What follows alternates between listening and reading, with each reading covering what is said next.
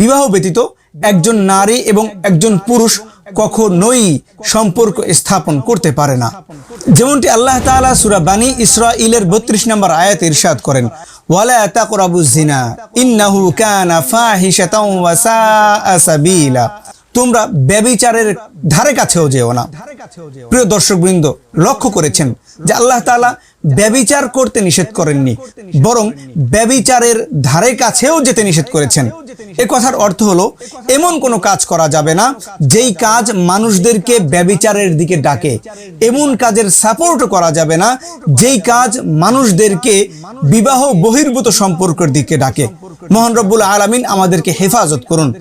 এই কাজগুলো কেন করা যাবে না, এর কারণ দর্শাতে গিয়ে মহান রব্বুল আলামিন তার পরবর্তী অংশে ইরশাদ করছেন, ইন্নাহু কানা ফাহিশাতান, বিবাহ বহির্ভূত সম্পর্ক হলো অশ্লীল কাজ, ওয়া সাআ সাবিলা, এবং অত্যন্ত খারাপ পথ।